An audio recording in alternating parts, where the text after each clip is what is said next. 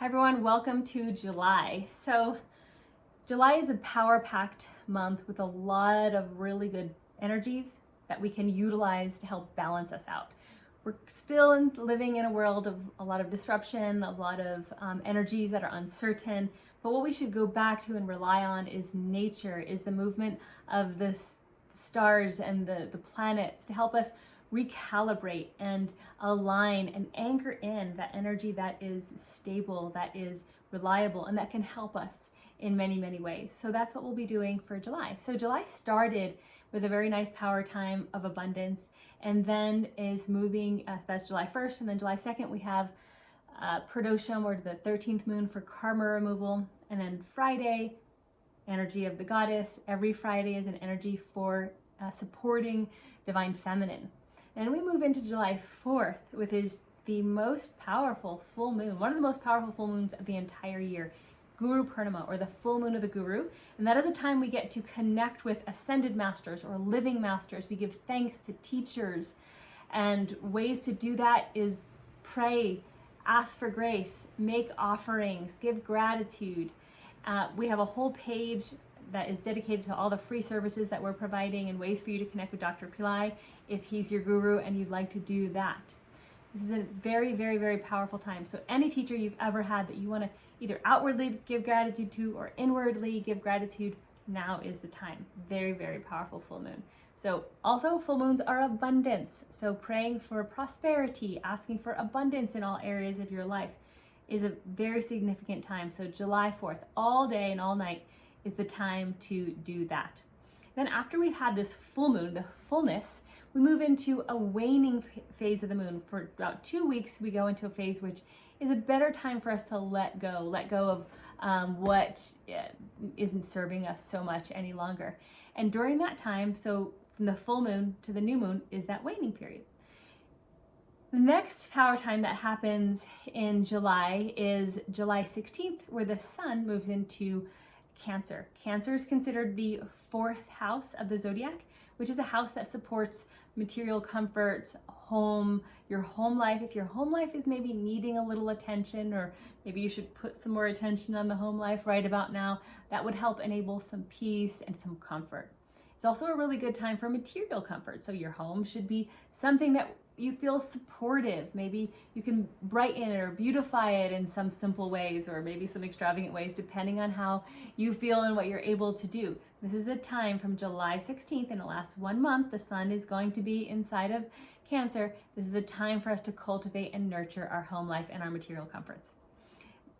After the sun moves into Cancer, signifies a new month called Adi month. It's in the Tamil tradition. The month of Adi is significant because it has to do with the energies of the goddess, divine feminine power and energy. So from July 16th, again, through probably August 15th, a whole month of energies that support our goddess connection. Remember in the beginning, I said Fridays are always a powerful time to connect with divine feminine. It just holds that energy. Now, Fridays within this month, even more powerful. So every Friday during this month of Adi, you do not want to miss. You're connecting with the goddess. You're chanting Shrim Brzi. You're honoring maybe women, the goddesses in your life in some way. Give and honor and appreciate the divine feminine energies, whether they be embodied by women in your life or in gods or goddesses in ways you want to worship.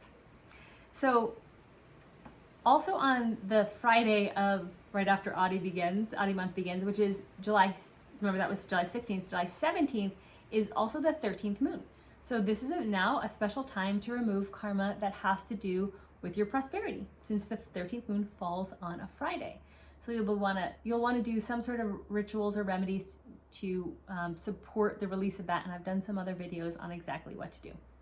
Then we move into the new moon, which is on the 20th of July, and that is the new moon in the month of Adi means it's just more powerful. It's a more significant time. So what do we often do on new moons?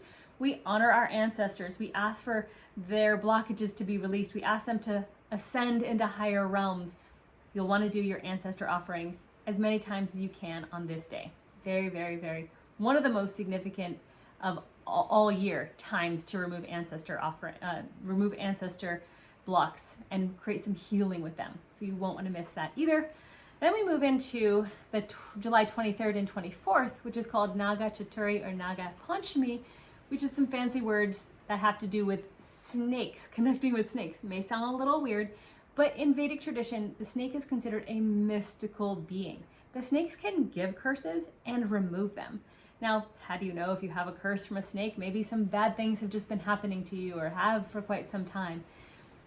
We don't know, right? So this is a way, once a year power time, where you honor and make offerings to the archetype of this mystical snake. Snakes also represent kundalini and movement of energy, transformation, how the snake can shed its skin. So there's a lot of significance to a snake. Snakes can also remove poison from us. So these are this particular power time, just 2 days on July 23rd and 24th, is a way we can honor snakes. At Pillai Center, we have remedies that you can do to alleviate some of perhaps any energies that are happening to you around this energy of serpents. Then at the very last day of the month, July 31st, goes out with a bang. It's a Friday. It is also the 13th moon, which is for removing karma. And it happens to be a very special day for the boon bestowing goddess, one of the Lakshmis, Vara Lakshmi. So this aspect of Lakshmi, there's many aspects of Lakshmi, gives us boons. So if we ask her and we pray to her, I really want the ability to do X, right? It's a boon that she can give us. So you have to come with your wishes and your prayers and make your offerings and prayers to her, and then see what you're able to have the grace to receive. So that's on July 31st. So we have a lot going on in this month, and I want to make sure that you have all the resources that you need to take advantage of that. Some additional ways to participate. So for example, the full moon of the Guru, every month the full moon of the Guru is the free stuff we're going to give you. There's techniques and teachings from last year that Dr. Pillai did that you can participate in, a host, like 6+ hours of initiations and teachings. You can also participate in the full moon fire lab. Every month on the full moon, we do an interactive fire lab where you can watch and participate. Really, really powerful. That one's only $36, so pretty accessible to a lot of people. Then when the sun moves into Gemini, we have a little course, very inexpensive, I think it's $13, called Powertime. It's called Personal Transformation Program. And this will be month 4. It'll focus in, it'll give you a specific mantra on what to do and practices to do for the entire month.